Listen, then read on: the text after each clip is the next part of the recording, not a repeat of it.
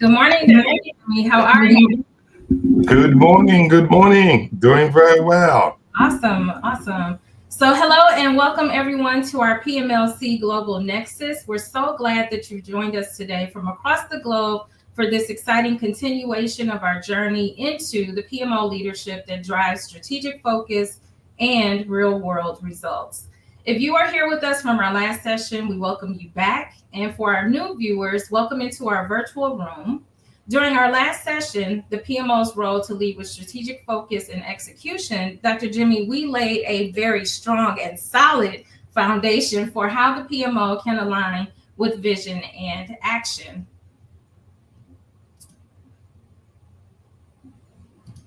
Uh, so Yes. for, that's okay. So for today, we're going to take a step further as we move forward from theory into transformation. And we'll explore how strategy actually begins now to come to life with disciplined execution and how we really measure those results.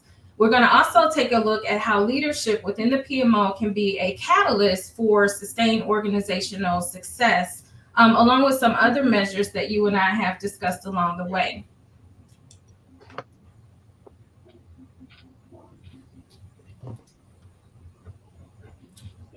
So I want to thank everyone for being here with us as we get ready for a very high impact session filled with insights, tools, and stories that will empower you to lead with greater clarity, confidence, and purpose.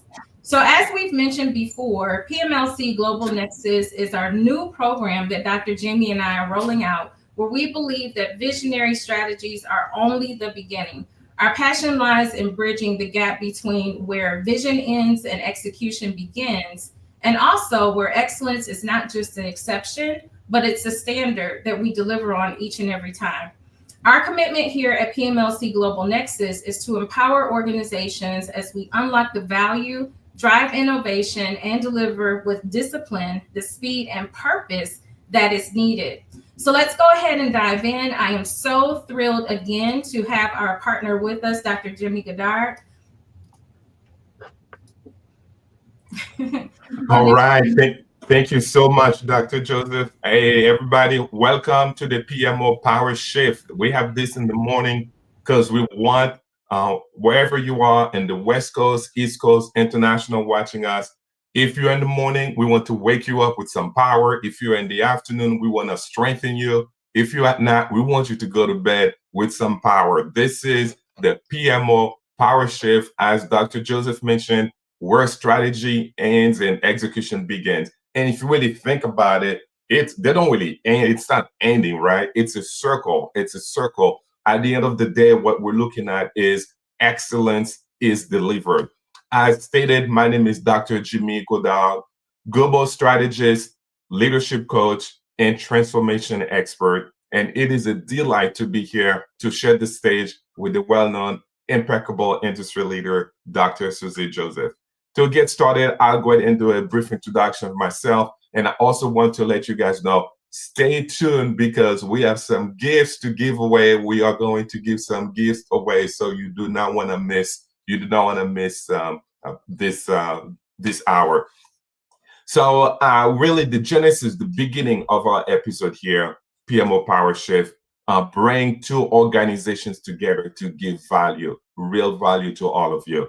I help managers and executives lead with passion and purpose to inspire teams and also to drive meaningful change. Over the past 2 decades, I was very fortunate, I even call it privilege, to have transformed multiple enterprise operations globally, whether it is through change management, program leadership, and also strategic and innovation. My journey started humbly as a bank teller, and through various roles, I've worked my way to a senior executive position, leading organizations of all sizes. Throughout my career, I've led multiple programs of different size, focused on one core mission, bridging the gap between vision and reality. It is one thing to have a great vision. It is something else to execute such vision very well to add value. I am someone who likes to have fun while getting things done. I am a builder at heart, so I build organizations I build teams, and I build systems that make transformation possible. So whether you are a seasoned project manager, whether you are a change manager, whether you are an aspiring business manager or executive, or someone who wants to create tangible outcomes from both strategies, we're not trying to be everything to everybody. What we're trying to do, we want to deliver value. We want you to come here and learn what excellence is all about. We are diving into what it truly means to turn strategy into value, especially through the strategic lens of project management office. So if you like what you hear right now, I would like for you to take a minute, send this link to a friend of yours for them to join, and also bookmark this because we have a lot of shows coming up. I'm excited to share my insights and practical approaches with you today. But before I do that, I shared this stage with a great friend of mine, a partner of mine that we traveled the world to really get knowledge to bring this to you. It's Dr. Susie Joseph. So, Dr. J, would you mind share with the world a little bit about you and what you have in store for them? Absolutely. Thank you, Dr. Jimmy. Again, a warm welcome to those of you just joining in. As previously stated, my name is Dr. Susie Joseph, and I bring over 2 decades or more, I don't want to tell my age too much, of project management experience, along with program and portfolio management. And I also have a specialized focus within the healthcare industry, but also abroad. So over the course of my career, I've led initiatives in the IT space, business development, process improvement, as well as enterprise level PMO implementations. My core strength lies in getting things done. So I, at heart, am an executionist where not only I believe in getting things done, but also taking the time to translate organizational strategy into results. I've successfully led multiple global teams delivering complex projects across diverse environments, while also ensuring alignment with organizational goals and measurable value delivery. In addition to this industry work, I am deeply committed to mentoring and empowering others through education and professional development. I teach project management as well as project management office certification courses, equipping individuals and other professionals with the tools that they need to succeed in today's evolving project landscape. I'm the CEO and founder of Project Management Learning Center, as well as PMLC Consulting Group. And I would like to take a moment to recognize my dynamic team members who are out there today in cyberspace, supporting us online. And it's my pleasure to be here with you all today, Dr. Jimmy, and I look forward to a meaningful and engaging discussion.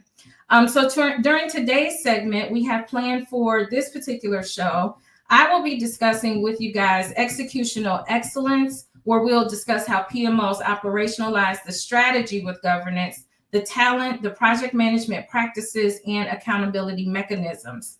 Dr. Jimmy will recap our strategic alignment with enterprise goals, as well as introduce the importance of measuring strategic performance, where he will share with us some examples to showcase transformation from strategic vision to measurable impact. So, Dr. Jimmy, as we know, organizations must align their initiatives with strategic objectives in order to stay competitive as well as drive value. This means that effective portfolio management plays a critical role in translating high-level goals into actionable projects. So this leads to a very critical point in our discussion this morning, where we need to evaluate how to ensure project portfolios actually reflect the enterprise priorities. You know, that is a wonderful question. A very, very good question. Coming up in my career, I remember when I first started, I was leading lending site with, of course, multiple users with computers and so forth, and that was my entry, formal entry, if you will, when it comes to project management. Mm-hmm. And as I joined the Project Management Institute and we were having a lot of meetings, something that always people were asking questions, it was, what is strategy? Strategy seems to be that abstract thing that nobody really could put hands on, nobody really could define it. And I will tell you this much, even 2 decades later, if I were to ask many business leaders, executives, this C-suite, what is your strategy? It will take them a minute or two before they can even talk about what strategy is. Thus, you have this problem. If you don't understand your strategy, how do you ensure your project portfolios reflect your enterprise priorities? And keep it simple is really, why in the world you doing the things that you do? Let's start with the tough truth. Most strategies fail. Now, is it because people don't know what strategy really is, or is it because people just throw everything at the kitchen and then figure out what works? And I will tell you this much: it's not strategies do not fail because they were not brilliant. Sometimes they were not brilliant ideas. It's oftentimes they are great. You pay a consultant a lot of money, they come up with a strategy for you, very well defined, but the execution broke down. There are a lot of some consultant out there. What they do, they build your strategy, but they do not execute. So it is really tough for you to build something and you just go away and you don't know how this thing works. According to a PwC survey, did you know companies that invest more time and effort into strategy execution are 3 times more likely to report above average growth and twice as likely to report above average profits than those that don't? All right. Companies that invest more time and effort into strategy executions, they are 3 times more likely to report above average growth and twice as likely to report above average profits than those that don't. Harvard Business Review and several other organization research firms have reported that 60 to 90% of strategic initiatives fail to launch or deliver their intended results. So the causes are complex, but through research, we've identified certain evidence across 7 patterns are evident across industries and leadership teams. So if you really think about it, 60 to 90% of strategic initiatives fail, but those who do well at execution, they are 3 times more likely to report above average growth. So why? Why do we have this such a chasm when it comes to setting up strategies to execution? We've discovered alignment, no accountability, and often no leadership in the execution layer. That's where, if you have a PMO, that's where the PMO step in. That's where, if you do not know why you need to have a PMO, you do not need administrators or strategic enablers. You need to have a centralized body to really help connect your project portfolios so that they can reflect your enterprise priorities. And you must align those priorities with your overall strategic vision. Now, if your project portfolio does not reflect your organization's actual priorities, then my questions to you, my friends, is what are you doing? This is as simple as it gets. Why do you do the things that you do? It's not about managing change. It's not about managing more projects. It's about managing the right projects using tools like OKR and value stream maps. Oh, I just mentioned OKR. I don't want to use jargon, but let me try to define it. It's objectives and key results. Mhm.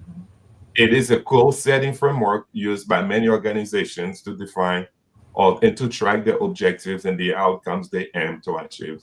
And we'll talk about objectives. I'm talking about specific goals that you want to accomplish, while key results are the measurable outcomes that indicate progress towards those objectives. Now, let me break it down, Dr. Susie, for everybody.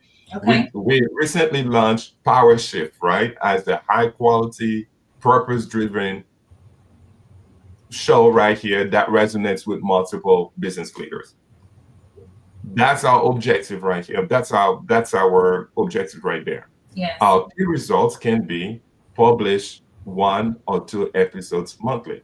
Mhm. So then we can figure out, are we meeting our goals? The value streams, It's even better. I want everybody, if you're not familiar with value stream mapping, I recommend everybody to really pay some attention to that, because you can use it to analyze, design, and manage the flow of information necessary to deliver a product. In other words, from the time you begin to the time you end, what are the different things that you do, and how much time does it take for you to deliver that? So enough of that.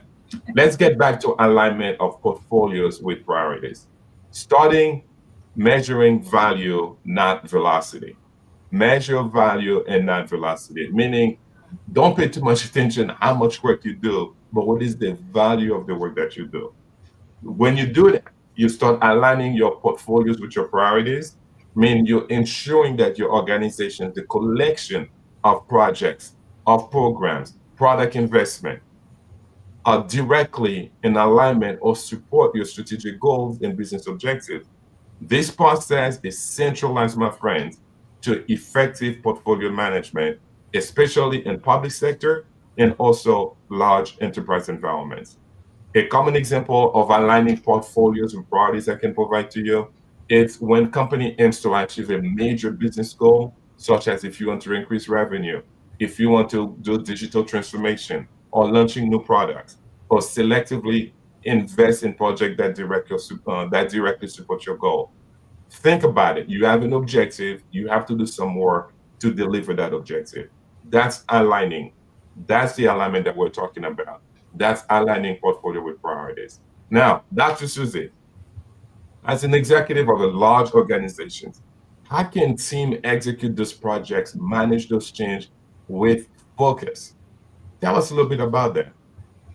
Yeah, thank you, Dr. Jimmy. One of the points that you made in your presentation just now is value versus velocity. So, as you know, organizations these days, with everything going on in our marketplace and our economy, they're under an increased amount of pressure to ensure that projects actually contribute measurable value to its enterprise priorities. Yet, as we've witnessed, many organizations tend to struggle with project misalignment, as well as silo decision making, as well as limited visibility into their overall health of the portfolios that they actually manage. I want to take a moment to discuss how we can overcome these challenges by embedding accountability, value driven decision making, as well as maturity based planning into the PMO through portfolio and project management processes. So first, let's go ahead and explore accountability frameworks in project portfolio management. As a best practice in the industry, we've learned over the years that clearly defining roles, responsibilities, and governance actually helps us to organize both internal as well as external resources to ensure the alignment within those enterprise goals. Some of the tools and frameworks that we can use it goes back to the basics. We can talk about RACI charts and stage gate frameworks. So if we take a look at the RACI, for example, or the responsibility assignment matrix, its purpose is to clearly define who is responsible, who is accountable, who is consulted and informed for each project or deliverable. And the benefit that we would get from using such a tool removes all the ambiguity around ownership, ensuring that both internal as well as external resources understand their roles in project execution. The stage gate framework is especially useful for projects and programs with high complexity as well as visibility into the organization.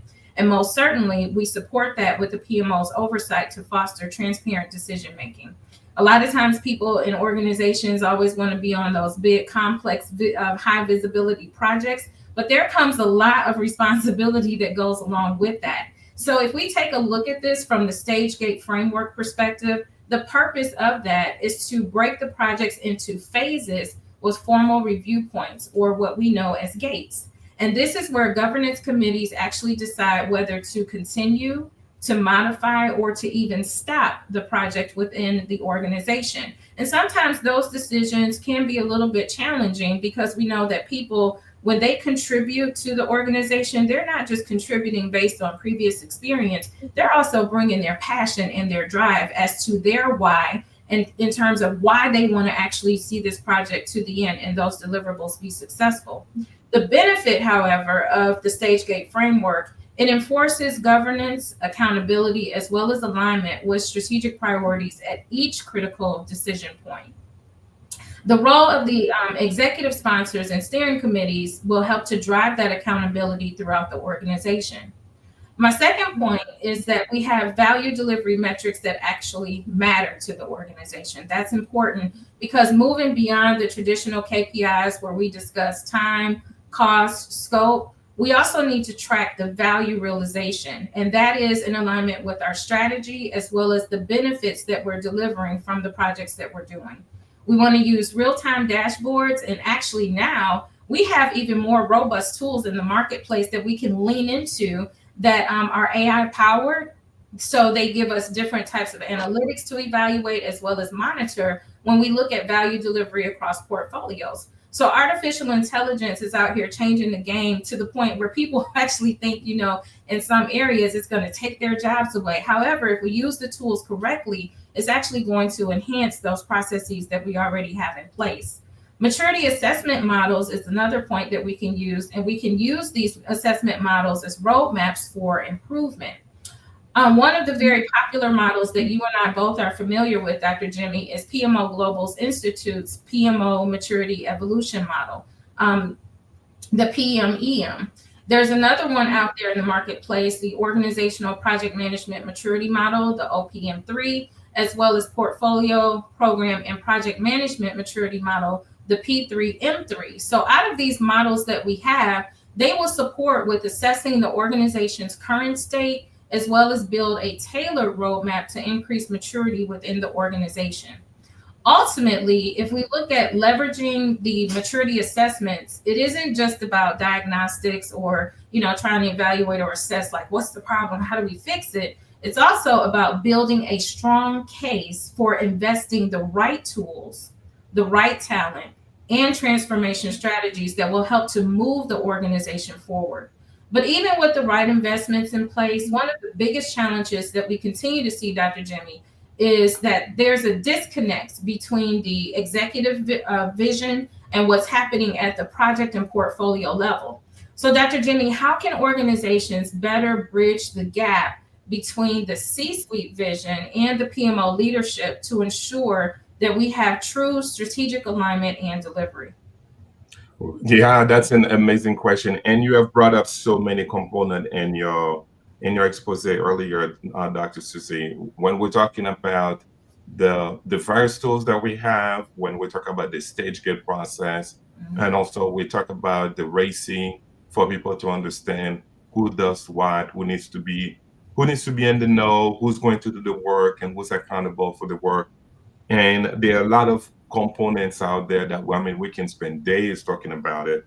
And as we discuss all of those components, and I want to bring to folks out here, you will hear us mention a lot of words that may not be words that you hear to be, you heard about them, but you've never really hear them, see them into action. Feel free to ask us questions if there's a term that you're not familiar with, so that we can really dig deeper. That brings us to this notion. We have a huge programs, we have stage gate model, we have intake processes, we have the accountability put together. Then why in the world things are not working?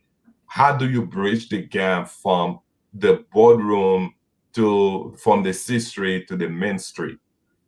How do we take those executives from their beautiful street to the frontline units managers who are spinning their wheels, working 25 hours a day, 8 days a week to really get things done?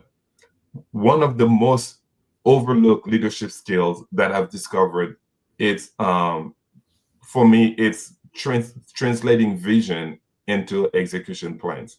For me, it's really one of the most overlooked leadership skills that every leader should have. You ought to be able to transform an idea into a plan. So for me, talking about the racing, the accountability aligns with the C-suite. Now, the responsibility could be frontline management, but the accountability should lie with the C-suite. Here's the tip. When you sit with executives, don't start with timelines, start with impact. ask, what does success mean to you? Mhm. Then trace that back to your teams and your projects. Executives have a stake in the game because if front lines do not deliver, then the executive suite have to report why. That's where you bridge the gap between your C-suite and your front line. Now, in the middle of that, that's why we have the PMO.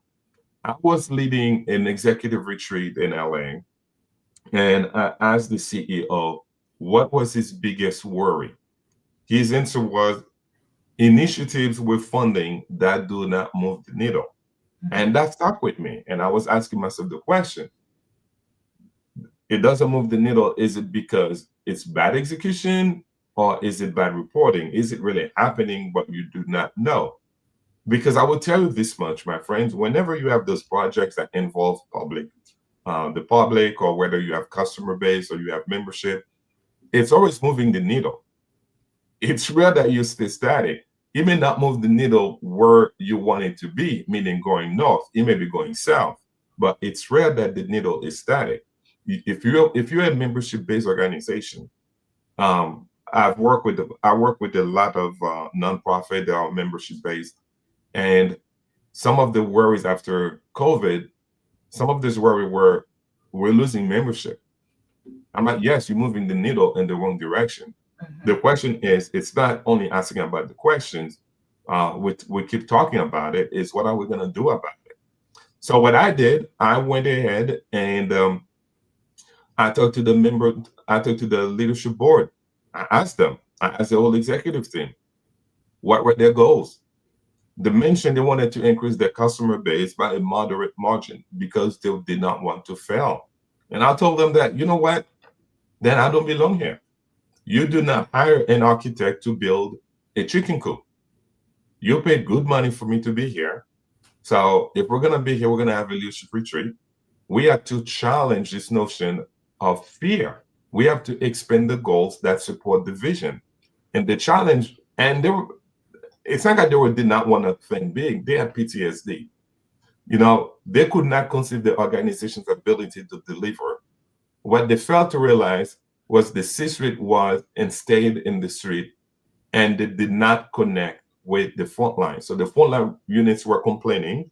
They don't see the executives involved. The executives were complaining. The front lines were not delivering. So I challenged them to get down from the street to the streets, meaning they had to be present. And they asked me, how would we do that?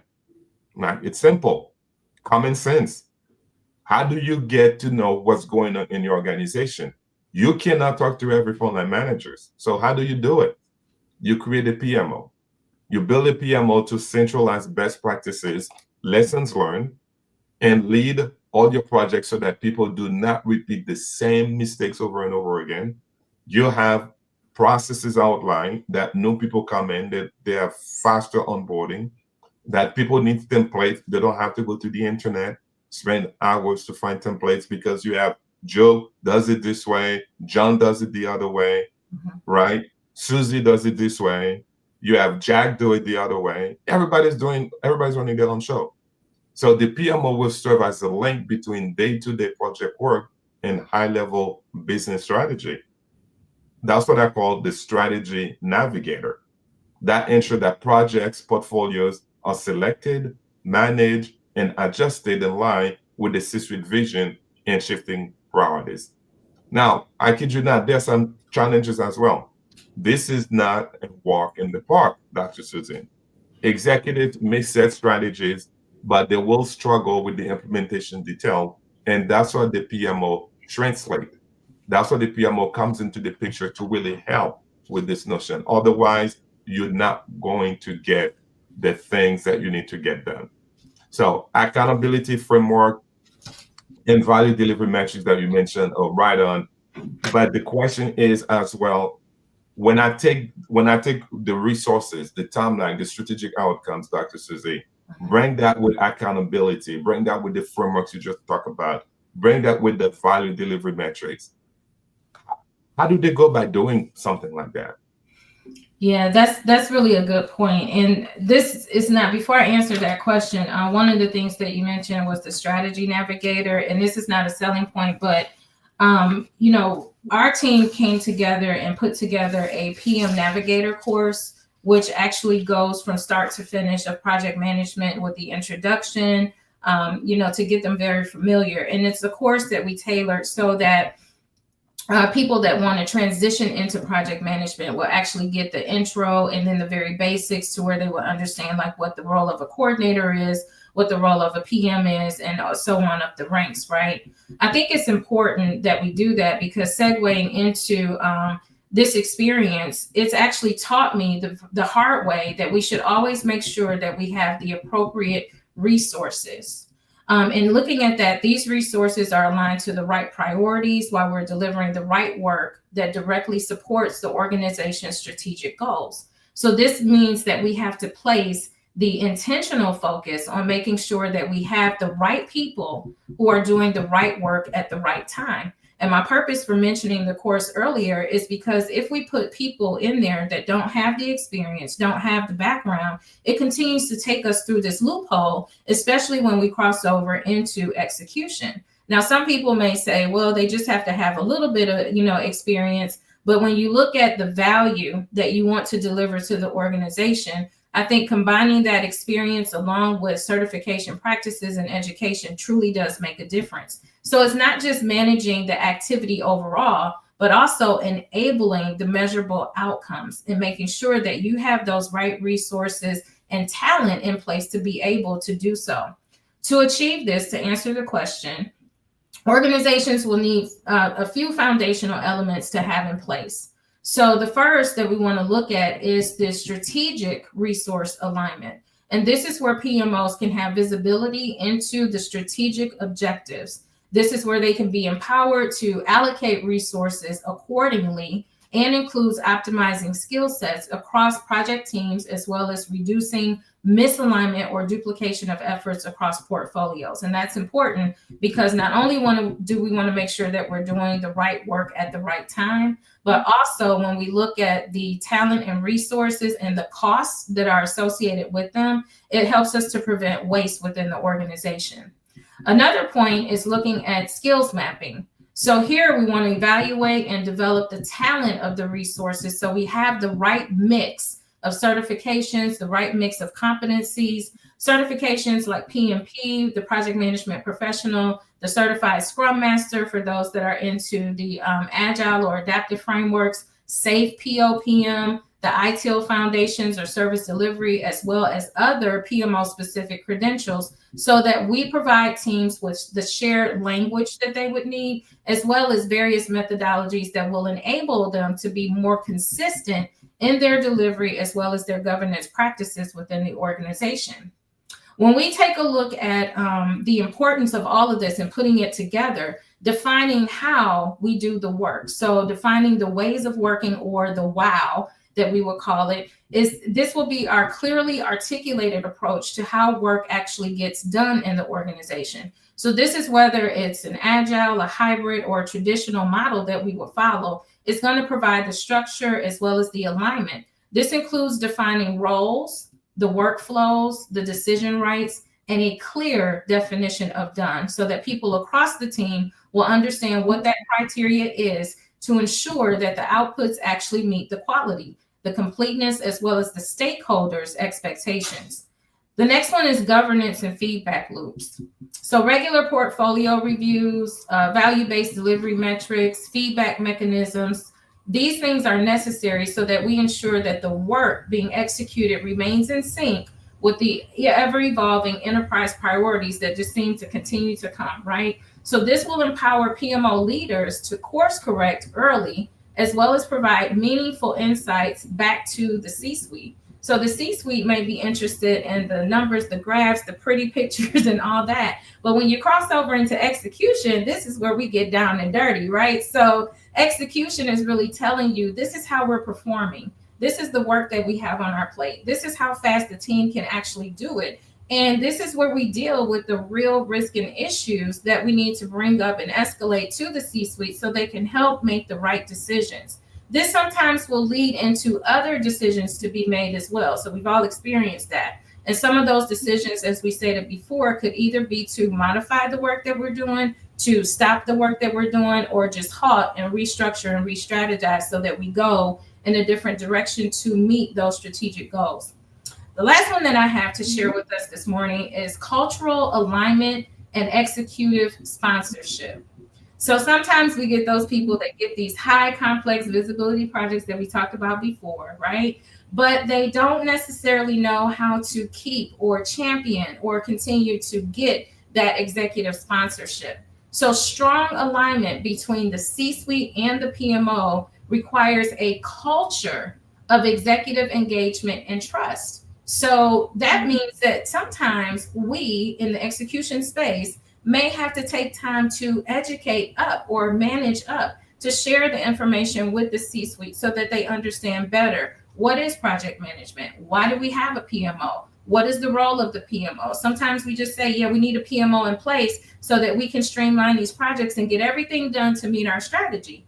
But we also have to understand the language of the PMO, the methodology of the PMO, the tools that the PMO uses, and why sometimes we venture off into those different types of certifications so that your PMO pool is very talented, right? So empowering cross-functional collaboration, it will help to foster strategic clarity as well as consistent delivery. And that is where we'll get excellence time after time. So in summary, when we bridge the gap between vision and execution, it's built on strategic resource alignment, the capability to develop the consistent ways of working, as well as strong governance. And this will help us to enable a PMO or a workforce within that organization that's not just a reporting function, drawing pretty pictures and maps and graphs and charts, right? But a strategic enabler of the value itself. So with that being said, Dr. Jimmy, I'm interested in knowing from you and all of your expertise that you're bringing to the table this morning with us, some of the key wins, challenges, and lessons learned that you can share with us, as well as some other tools that you may know of in the strategy space. So these tools are what we're looking at is where we can actually track the strategy to execution performance. So can you share some of those with us this morning, please? Oh, yes, definitely. By the way, I would like to get back to a couple of things that you mentioned. And everybody just know Dr. Susie and we're here to provide you with information. And Dr. Susie, the courses that you lead, the various courses, I believe it's noteworthy to mention all of them for everybody to know, for everybody to understand that we're here as we put this together. This is to connect with all of you, for you guys to reach out to us so we can help you, and help your organization. And at the same time, Dr. Susie, we're talking about giving things away. Absolutely. Is it time for us to give somebody? Can we give something to somebody right now? Do we have somebody we can give something to?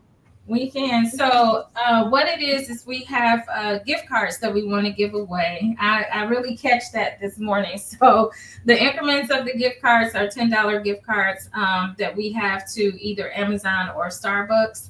And yes, they will be $10 gift cards. That's an inside joke between Dr. Jimmy and I. So we're up to $10? All right, okay. So everybody, we've been debating $5 gift cards, $10 gift cards. So you may get a $5 gift card, okay, or you may get a $10 gift card. So yeah, I'm just putting it out there. So just go ahead and interact with us. Let us know you're present here, and then we will randomly select those of you who are participating with this broadcast to really show our appreciation of sharing your time with us. We are givers, we are builders. So once you come to interact with us, we do not want you to leave empty-handed. You can hold us accountable. Since we talk about accountability, you can hold us accountable. I have some follow-up questions for you, Dr. Susie, but I know you asked me a question first. So I can answer my question. After I answer my question, you can help me answer your question. Okay. As we talk about aligning resources, timelines to strategic outcomes, but we also understand we live in an environment that is very agile, that is very transformative, with let's talk about the elephant in the room. We have AI coming on board, and AI is really impacting people. We hear almost every single day that we have organizations laying off people. Now there are a lot of other elements or variables in our economy and our society today that may cause companies to lay off folks and all that. But at the end of the day, or very soon, you have agentic AI that's going to impact organizations. So the question is then, how does organization deliver or continue to deliver with fewer resources? And as you ponder over this question, I will kind of give it address what you mentioned. My question, which was the challenges the challenges and leadership lessons, or any tools and metrics to really connect the strategy to executions. And my friends, what we're trying to explain to all of you is your organizations have goals, your organization have objectives, and depending on where you are in the spectrum, if you are at the C-suite, my research has shown, my conversation with several organizations uh, locally and even throughout the state, not to go globally, is it said, hey, Dr. Jimmy, listen, man, I have all those objectives, I have all those goals for the organization, and I just need to deliver. I have to deliver. And I'm like, no problem. First, I challenge you to have dreams. I challenge you to have goals, because if you don't have a vision, you cannot really lead people.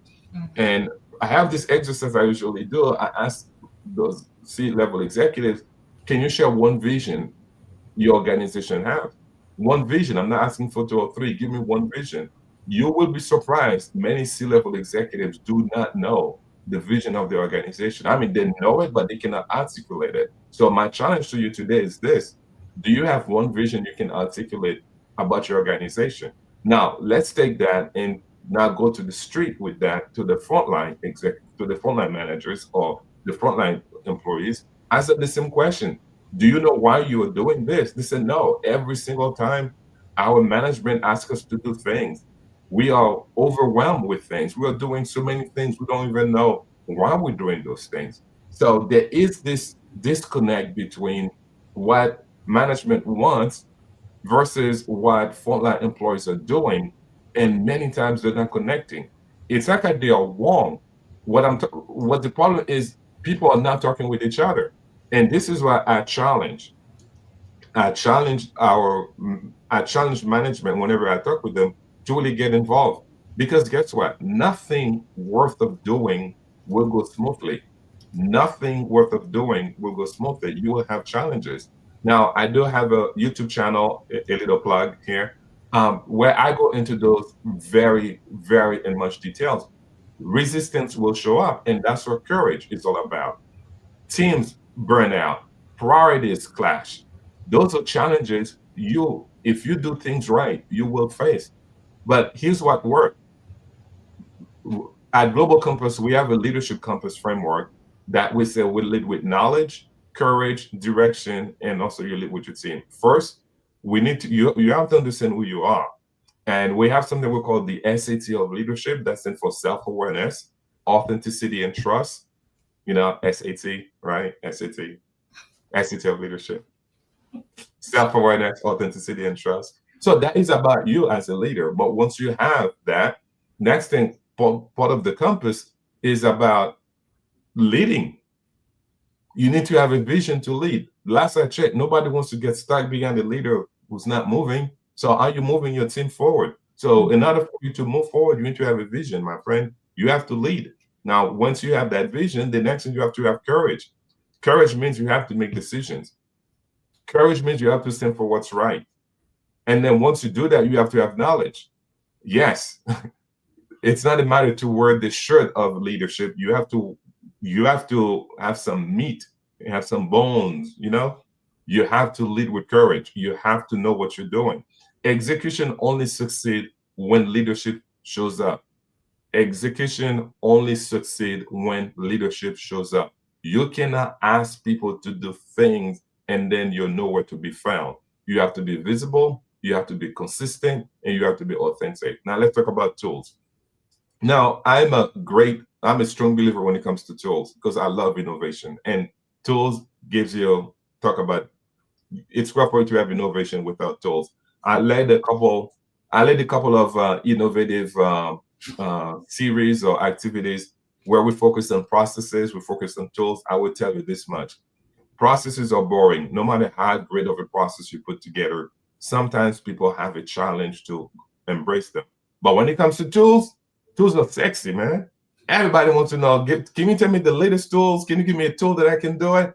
But I will tell you this much. I can give you the tool. If you don't know what you're doing, you still don't know what you're doing. So stop focusing on shiny objects. I mean, even AI can help you so great. But how many people don't even use AI correctly? And they love it, they want to know about it. So let's get back to it. Strategy to execution dashboard. You need to see what you're doing. Value realization trackers. You need to know what is the value of you delivering. If you cannot tell me the value of your team, why are we paying you, man? Come on. Performance governance models. There has to be some performance and accountability. You cannot be management and you don't even remember what you did last month. But most importantly than the tool, I will tell you this much, Dr. Susie, I've discovered it's a mindset. It's a mindset. It's a mindset that measure outcomes, not efforts. You have to measure outcome. If you do something, man, come on, take the time, evaluate what you're doing, and figure out how much that you do. And I've heard this notion so much that the frontline workers always say, management wants to do more with less. Management wants to do more with less. My friends, I need to challenge this notion. Management, I want you to know you can do less and achieve more. You can do less and achieve more. Dr. Susie, back to you. All right, so I took a moment to ponder that question about limited resources, and I think back over some of the different projects that I've worked on during the course of my career as well. And there have been times as such, which sometimes, being in the execution space, things move fast, right? So decisions have to be made. Sometimes even in the middle of delivery, we don't have time to like really go back and forth and get the cream of the crop, right? But we do understand in some models that are out there, especially like the adaptive models or the agile models, that teams really do have a tendency to self-organize, which means that in those models, you'll have the stronger team members kind of like rising to the top. They'll be the ones that'll go and they'll take on everything. And it's like, we got this. And then they're the ones that are falling into like the leadership, quote unquote, roles within those team structures, within those specific types of formats. And then you have some PMs, depending on their level of experience and how comfortable and confident they are in their roles, where they may either need more support or they just kind of fall back and they dwindle away and they need that mentorship to push them along the way to say, you know what, you got to do this. Come on, let's perform. But when we take a look at, the PM having the mindset, as you said before, and understanding the importance of having the right resources in the right time, there are some things that actually come to mind when we look at managing with limited resources. So one of the things that we can do, and we talked about AI already, is we can leverage other technology and other automation tools that are out there. So we have things like Trello. There are tools out there such as Asana or ClickUp or the Azure DevOps boards, where we can increase the visibility and coordination of what actually needs to be done. When you put those user stories in and people are just looking to see, okay, this is the task, here's my acceptance criteria, this is the definition of what this looks like to get done. That gives a laser sharp focus to that team and those team members in terms of what the delivery needs to be and how we can do number two, which is increase our stakeholder communication and engagement.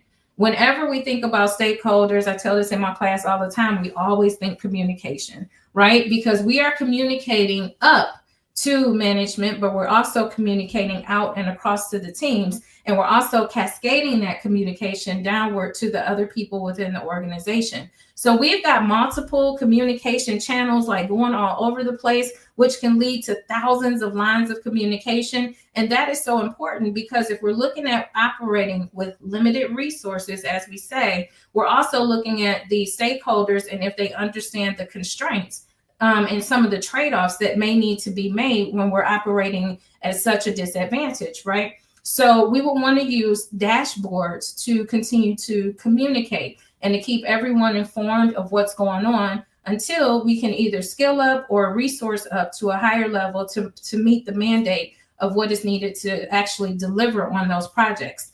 Another point that I think about is strong governance, strong project governance. So if we avoid scope creep, say it. We're talking about strategy and how we have people in the management and higher up positions, and we come together and we define a scope statement and we say that this is what it is. And we put all those things together that we know about to manage the actual scope that we agreed on according to the project's budget.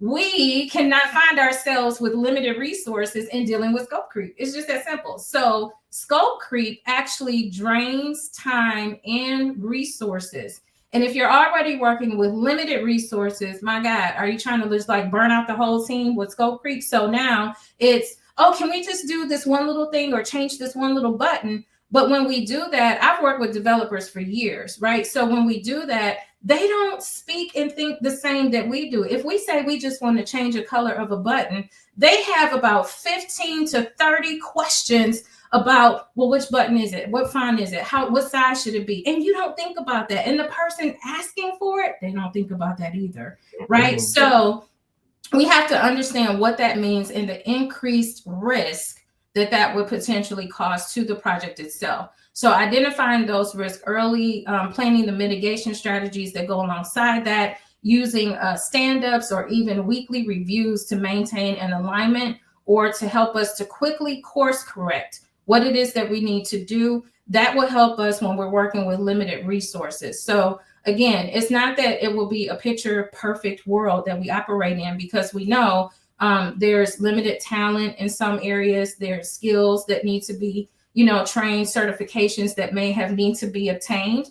But while we're working on those things, there are tools that we can use. And I'm going to go back to AI for a minute, because I know that Project Management Institute actually has like a Chat GPT or AI model that they use for project managers to go out there and kind of type in, this is what I'm working on. Can you give me, my task list or a timeline, or tell me what the risk could potentially be or what I should look out for. So there are tools that are out there that can help to support with this deficit or this deficiency within the resource pool within organizations. Does that mean that the organization should not strive to, find the resources to fit the mold of what they need? No, they absolutely should, because the more rich you are in your resource pool, the quicker, the stronger, the faster, the more agile you can actually be within your organization. So great question. Thanks for the challenge. I appreciate being kept on my toes. But those are the three things that I can think of. So again, the three things that I called out is how we want to leverage the technology and automation within the organization. Number two is stakeholder engagement and communication, and making sure that we keep that up, as well as number three, when we have a strong project governance overall. All right. No, that's very well said. Oh my goodness, there are so many things I could. We'll probably take a full day to address this. I know we're very close to the end, but thank you so much. I have to say, you talk about scope creep. You didn't mention pet projects, right? My project has to get done. Hello. So those people that are out there, and it's just like, my project needs to come first. We didn't even hit on like priority and my goodness, capacity and all this other stuff, right? Or even the budget, what the budget restraints and all that stuff may be. So it's just a lot that goes into like the planning aspect of execution, as well as passing it over from strategy into execution, and what that, little lever kind of looks like when we hand it off between the two. So there is an actual handshake for people that are new to this community. There's an actual handshake that happens between strategy and execution. And there's a little window of planning time that has to happen where we have to now quickly round up everything that we need to do and be it's almost like we're the expert on what the strategy is handed off to us now, right? So strategy has been all over here in the stratosphere, is talking about what they want to pull down and how they want to make it, and now we need somebody to do it, and then you come and have doers like myself to pull it over and say, you know what, let me take a look at this and see if your idea actually makes sense, and if not, you want me to make it make sense, right? And then you want me to tell you that no, we can stay within this budget. If we get we'll just defer from that. But we understand exactly where that conversation can go. So what an amazing insight. I thank you for that, because I could talk about that forever. I think I almost have PSTD coming back to me from some projects that I've worked on where that was a real thing, being down in the trenches. So as we prepare to engage with our audience, I'm happy to announce again that we do have 4 amazing gift cards that we want to give away through engagement. What we'll do, Dr. Jimmy, is we will actually reach out to those people on LinkedIn and maybe inbox them or get in touch with them for those that we randomly select from the audience today.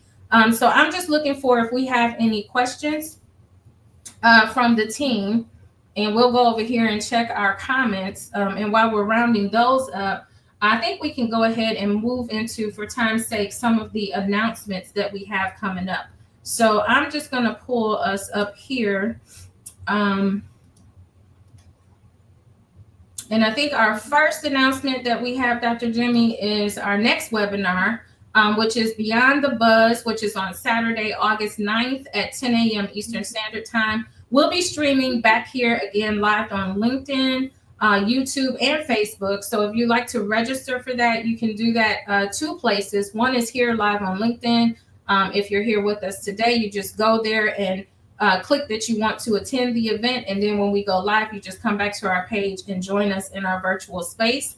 The other way that you can register is through our website at pmlearningcenter.com. If you go to our events page, you can actually register for the August 9th webinar, and we will send you the link to LinkedIn so that you can join us back here live as well. Dr. Jimmy, any comments that you want to make about that live session on August 9th?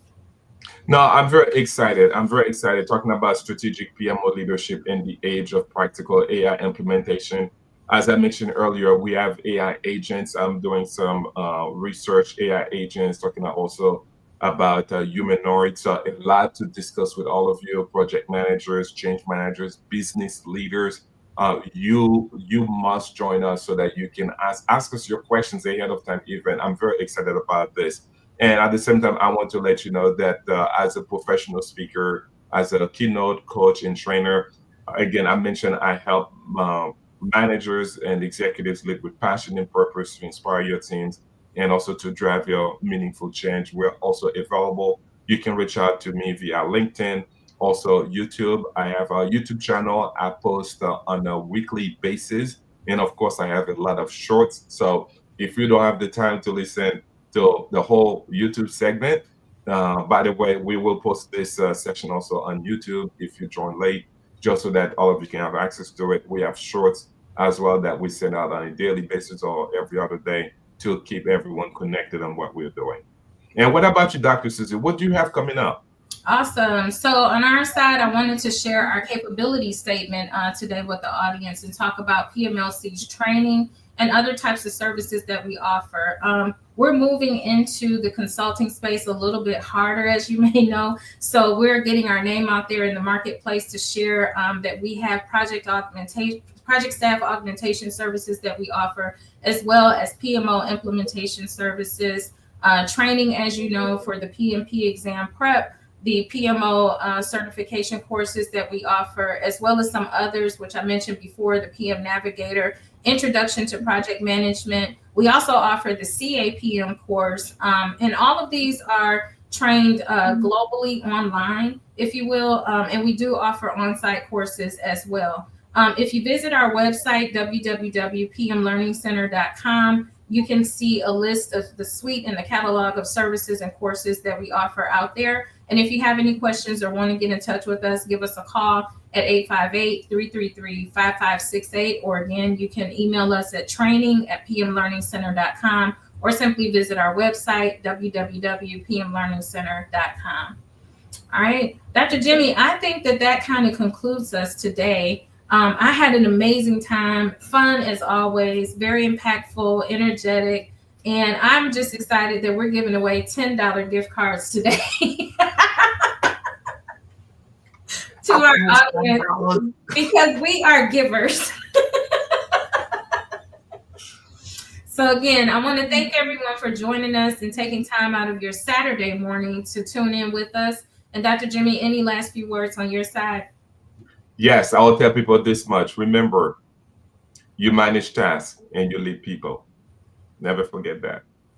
Awesome. Awesome. Well, thank you all for joining us again. We hope to see you soon back here August 9th at 10 a.m. Eastern Standard Time, where we will be airing live here on LinkedIn. Thanks, everybody. Bye-bye.